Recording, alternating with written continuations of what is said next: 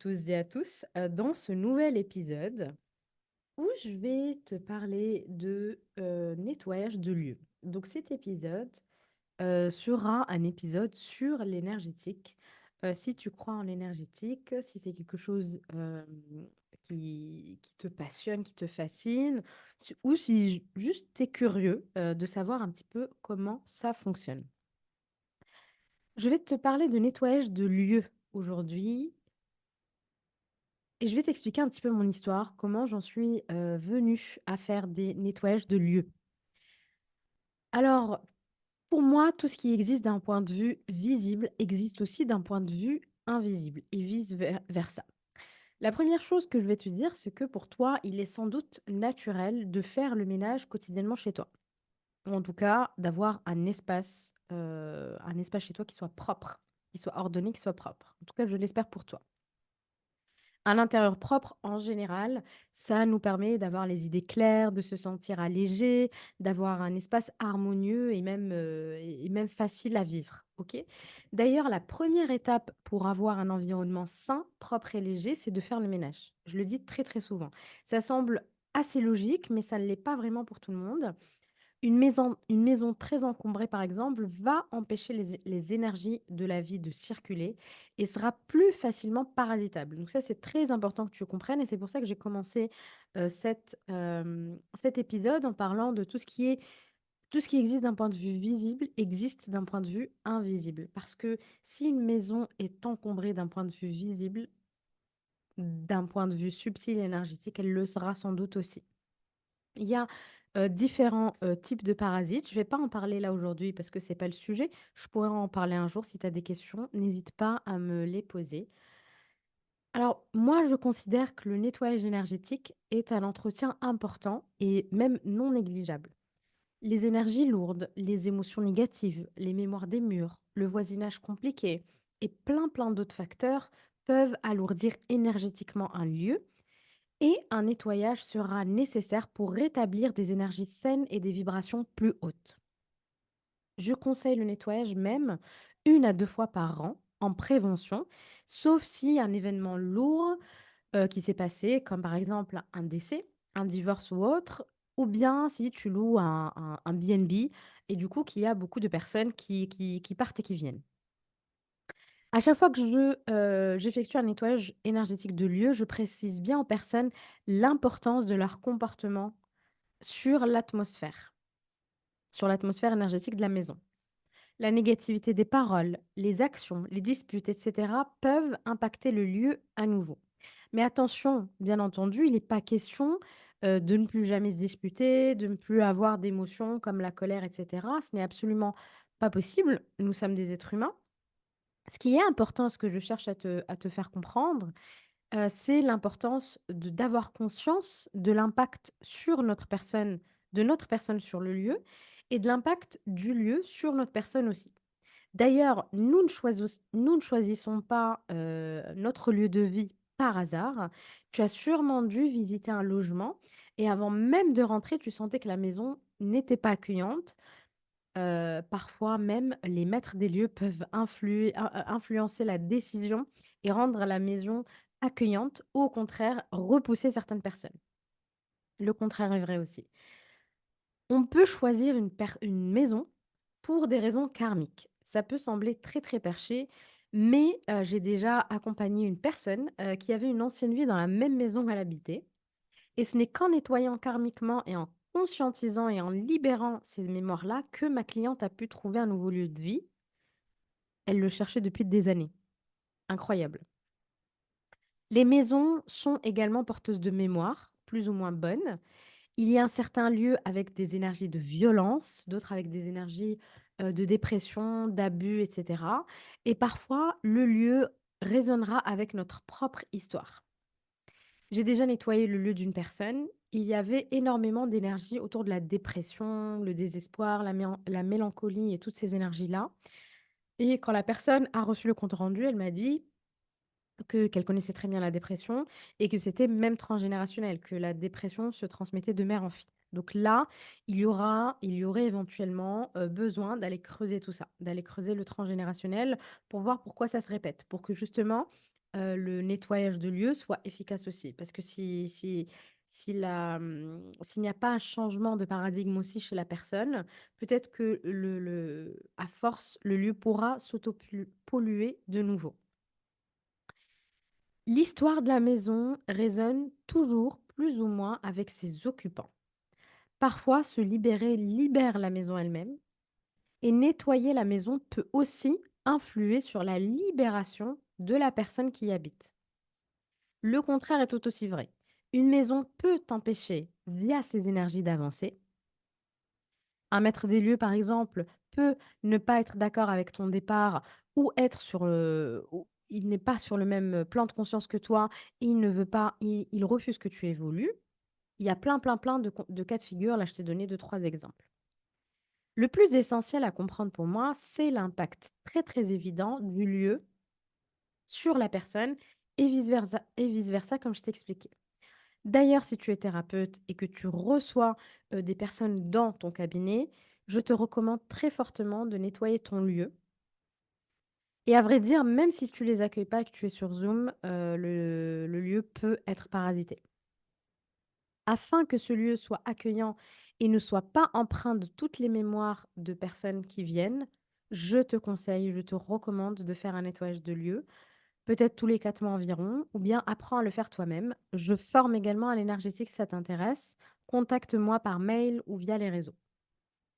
Il y a différentes manières et techniques pour nettoyer énergétiquement un lieu. Il y a la géobiologie, qu'on appelle aussi médecine de l'habitat, qui est une pratique qui consiste à analyser l'environnement afin de vérifier la présence ou l'absence de différents facteurs qui peuvent avoir un impact sur le vivant, qu'il soit végétal, sur les animaux, les êtres humains, etc., comme des eaux souterrains, des failles géologiques, des réseaux telluriques, des radars, etc., etc. Il y a également le feng shui, qui peut être assimilé à de l'acupuncture de l'habitat. Le but, du feng shui, c'est d'harmoniser l'énergie environnementale et de ce fait, le praticien qui t'accompagne pourra te recommander des travaux, pourra te recommander d'aménager l'espace différemment, de modifier les ouvertures, de changer quelques couleurs des pièces, de libérer des espaces, de changer la fonction de certaines pièces, de modifier des meubles, de modifier la place des meubles dans le lieu, etc., etc. Il y a également, la fumigation, l'utilisation des encens ou de plantes sacrées pour purifier l'air, pour élever les vibrations, pour dissiper les énergies négatives. Mais il y a des façons particulières d'utiliser les plantes et la fumigation. Passer un bâton, je vois cette remarque, enfin ce conseil très souvent. Prenez un petit bâton de Palo Santo qui fait 3 centimètres et passez-le, autour de la maison. Sincèrement, ça n'aura pas d'effet sur les grosses entités, ça ne fermera pas les failles s'il y en a, ça ne libérera pas les mémoires, OK? D'autant plus que, le Palo Santo n'est pas éthique, donc c'est pas quelque chose que je recommanderais personnellement. Sur mon site, il y a un e-book, que je te propose qui parle de protection et purification de soi et des lieux, si jamais, ça t'intéresse. Dedans, il y a des recettes, et astuces. Je te mettrai le lien en barre d'infos. Il y a également, les ondes de forme, les cristaux, les vibrations, comme le tambour chamanique, le bol tibétain, tout ce qui est vibratoire. Il y a la prière qui est très, très, très puissante et puis il y a tant d'autres pratiques. La pratique de la radiesthésie, dont les outils peuvent réagir aux énergies subtiles et aider à identifier les zones où l'énergie est stagnante et perturbée. Ok. En ajustant ensuite l'énergie à l'aide de méthodes spécifiques, il est possible de purifier le lieu et de dissiper les énergies négatives. Il y a plein, plein, plein d'autres moyens de nettoyer le lieu. Il y a la visualisation, etc. Il y a des moyens sans doute que je ne connais pas. Mais aujourd'hui, je vais te parler du nettoyage énergétique que je connais et que j'effectue à mes clients via un pendule et des cadrans. C'est un mix entre de la radiesthésie et de l'énergétique. Avant de t'expliquer comment fonctionne mon nettoyage de lieu, je vais t'expliquer la raison pour laquelle je me suis lancée dans les nettoyages de lieux il y a environ 1 an et demi. Donc, il y a environ 1 an et demi, j'ai fait appel à quelqu'un qui m'a été conseillé par une personne qui me voulait du mal. Donc je ne savais pas à l'époque qu'elle me voulait du mal, mais moi je suis quand même quelqu'un de très naïf et je donne facilement ma confiance et du coup, je faisais confiance à cette personne qui m'avait recommandé cette autre personne. Cette autre personne, a priori, je ne sais pas exactement ce qu'elle a fait, je n'ai pas eu de compte rendu de ce qu'elle a fait. Déjà, premier hic, si quelqu'un vous fait un nettoyage énergétique sur vous, sur votre domicile, votre animal, à minima, un nettoyage, un compte rendu écrit et oral.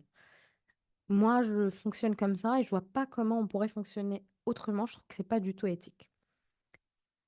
Donc cette personne me nettoie la maison. Je crois qu'elle a fait de la radiesthésie, mais encore une fois, j'en sais rien. Le soir même du nettoyage, le soir même, gros, gros, gros carnage énergétique dans la maison. Mon enfant voit des entités de partout, les animaux deviennent fous. C'était vraiment une nuit de l'horreur. Franchement, j'exagère pas. La personne, soit consciemment, soit inconsciemment, en toute sincérité, le doute n'est pas vraiment permis, mais je laisse la justice divine trancher à ce stade.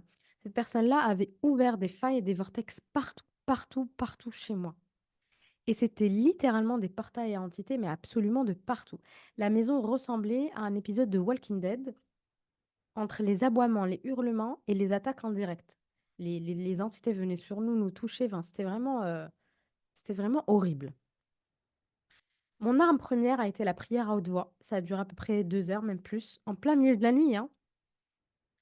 Et puis, une fois que ça avait commencé à s'apaiser, je décide de nettoyer chez moi et faire l'inverse de ce qu'a fait la personne. Je rappelle que je ne savais absolument pas faire. J'ai plein de techniques chamaniques, et cetera. Donc, je suis partie en voyage chamanique. J'ai fermé les failles une par une.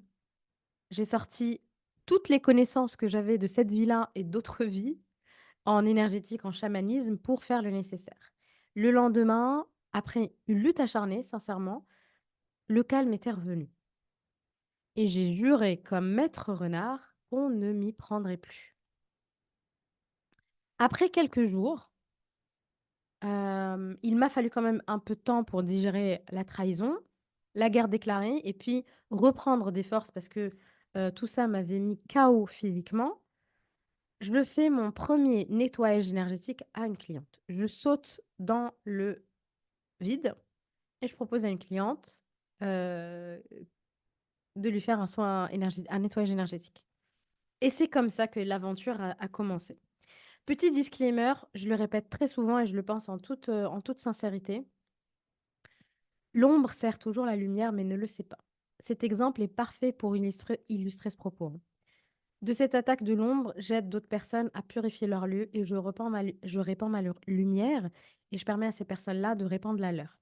Donc merci sincèrement à cette personne, qu'elle soit bénie. Revenons à nos moutons. La question qui ressort le plus souvent, c'est comment savoir si mon lieu a besoin d'un nettoyage énergétique. Je vais te lister des causes majeures et bien entendu, je pense sincèrement qu'il n'y a pas besoin de cause pour nettoyer son lieu énergétiquement.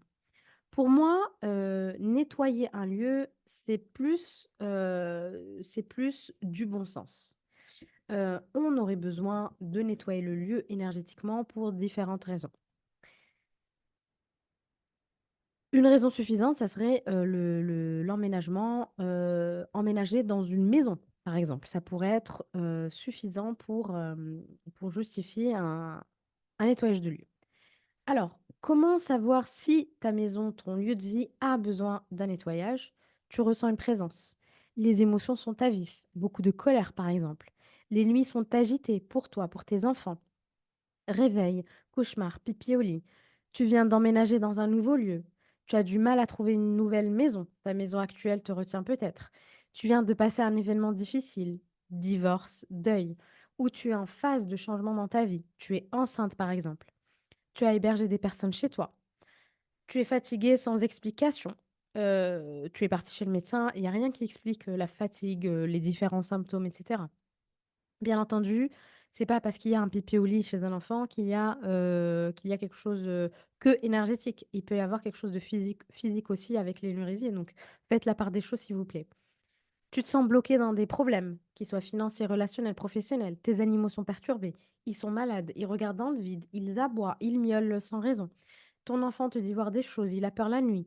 Tu te sens observé. Il y a des conflits, des tensions fréquentes entre les membres de ta famille, etc., etc., etc. Qu'il y a énormément de raisons qui pourraient te pousser à nettoyer énergétiquement ton lieu. OK? Mais tout comme tu feras le ménage en préventif chez toi et ne pas attendre que le bazar et la saleté s'accumulent, bah, c'est pareil pour le nettoyage. Pas besoin d'attendre de gros, gros, gros symptômes pour le faire. En tout cas, ça serait mon conseil pour toi. Même si ça semble être du bon sens, je vais quand même le dire. Si tu as des problèmes de sommeil, un nettoyage ne sera peut-être pas suffisant, comme je t'ai dit tout à l'heure. Il me semble logique d'envisager la piste médicale, la piste de l'anxiété, des soucis hormonaux, des carences en minéraux, des traumas, etc. Et en général, il y a besoin d'accumuler les deux, de nettoyer énergétiquement ton domicile et de travailler sur toi aussi en parallèle. La deuxième question qui revient souvent, c'est comment je pratique mon nettoyage. Je le pratique souvent de la même manière et avec une méthode en entonnoir. Je commence par le terrain, la structure de la maison ou l'immeuble. Ensuite, je passe à l'appartement ou la maison en elle-même, donc l'intérieur du lieu. Et ensuite, je passe aux meubles et aux objets. Ensuite, aux véhicules. Les véhicules, c'est tout. C'est le vélo, c'est la voiture, c'est le tracteur, c'est le camping-car. J'ai fait tout ça aussi. Et ensuite, je nettoie aussi toutes les dépendances, cabanes, granges, greniers, étables, etc. Il est juste important de me préciser l'adresse exacte lorsque tu réserves et de me préciser les particularités de ton domicile. Par exemple, j'ai une cave, j'ai un parking, j'ai un cabinet médical, etc., etc. Et de me préciser la matricule des véhicules. Il n'y a pas de limite d'ombre, de nombre. Donc, c'est un véhicule, 4 véhicules, je fais aussi. Je fais un focus quand même sur les meubles et objets parce que les gens, ils sont souvent étonnés que je nettoie les meubles et objets. C'est souvent négligé, pourtant c'est très, très important. La semaine dernière, par exemple, je vais te donner un exemple vraiment concret qui est arrivé et qui est tout frais. Après un nettoyage, j'ai effectué un soin aux ancêtres, ce qui n'arrive jamais pour les lieux, mais ça m'a été demandé, et j'ai nettoyé une entité. J'ai demandé à la personne s'il n'y avait pas un objet particulier qu'elle avait ramené récemment et qui était lourd. Ma cliente me répond qu'elle avait ramené il y a quelques semaines un tableau de son grand-père, d'où le soin aux ancêtres, et que ses problèmes, que les problèmes de sommeil de son enfant avaient commencé ou s'étaient accentués à ce moment-là. Et comme tu peux t'en douter, il n'y a pas de hasard. Tout ce que tu achètes, même neuf, mais surtout l'occasion, a besoin d'être purifié pour que l'objet soit neutre et qu'il puisse prendre vos propres énergies, ta propre énergie et non celle de la personne qui avait avant. Je vais te raconter une anecdote. Il y a quelques mois, l'année dernière, j'avais acheté un t-shirt, sur une plateforme de seconde main pour mon enfant et j'ai oublié de le purifier en le mettant. Voilà, ça arrive, je l'ai lavé, à la machine à laver et ensuite j'ai pas émis d'intention ni rien du tout. L'enfant le met, il était vraiment habité, colérique, un comportement qui était absolument pas habituel et là, je me dis: «Mince», je lui enlève le t-shirt, mon enfant se calme dans les minutes qui ont suivi. Acheter seconde main, c'est génial, mais, ne négligez pas l'impact énergétique et l'impact des mémoires d'un objet, même d'un simple objet comme un t-shirt. Pareil, si tu achètes tes cartes, moi j'achète souvent mes oracles et mes tarots de seconde main, je les purifie tout le temps, tout le temps, tout le temps, tout le temps. Ok. Les voitures aussi sont porteuses de mémoire, c'est pour ça que je les nettoie. Une voiture anciennement accidentée peut porter des mémoires de peur et de peur d'accident, et cetera, et le nouvel utilisateur va, par exemple, avoir peur, être en hypervigilance en la conduisant sans vraiment comprendre pourquoi. Des exemples comme cela, j'en ai énormément, énormément.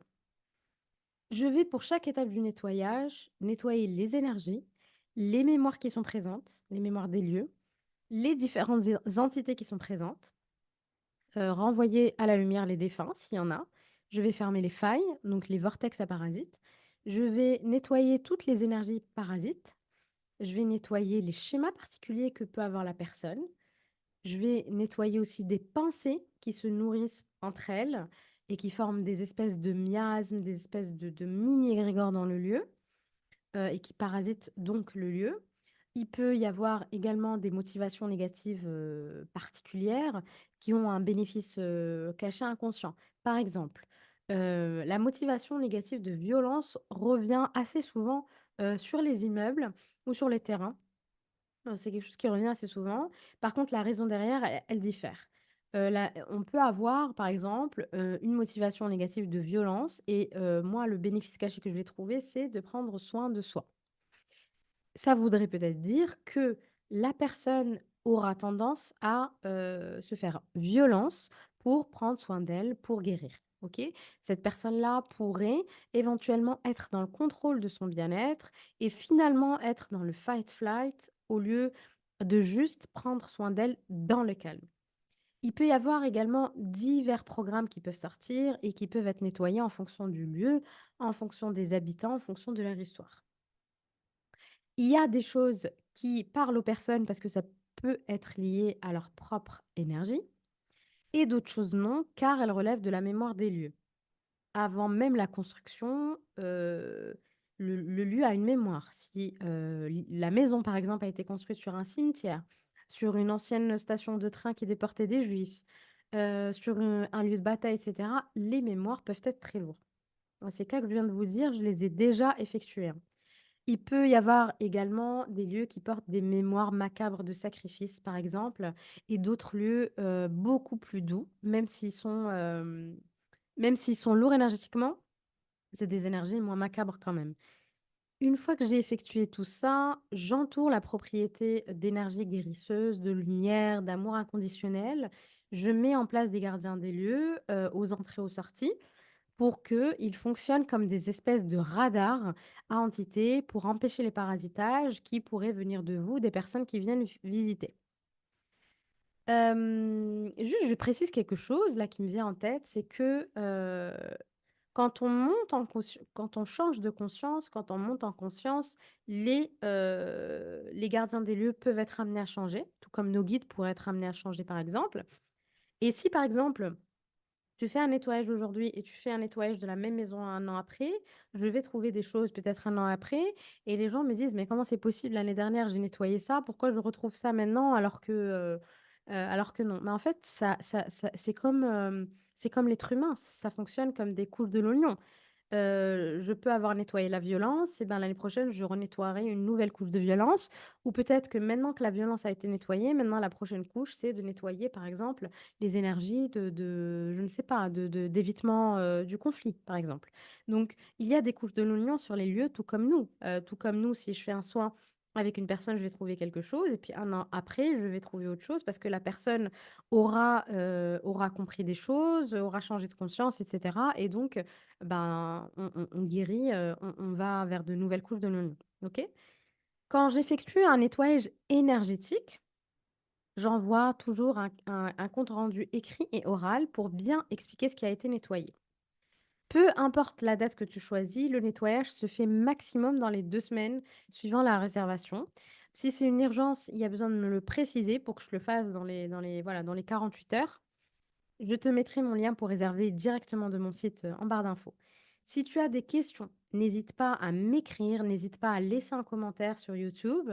Merci par avance à ceux et celles qui prennent le temps de soutenir mon travail en partageant, en laissant un commentaire, en likant la vidéo sur YouTube, en likant le podcast sur la plateforme, sur votre plateforme préférée d'écoute. Ça m'aide énormément et ça me motive à continuer à vous partager mes connaissances, savoir, retour d'expérience. Donc, encore une fois, merci et si vous avez des questions, n'hésitez pas à revenir vers moi. À très bientôt.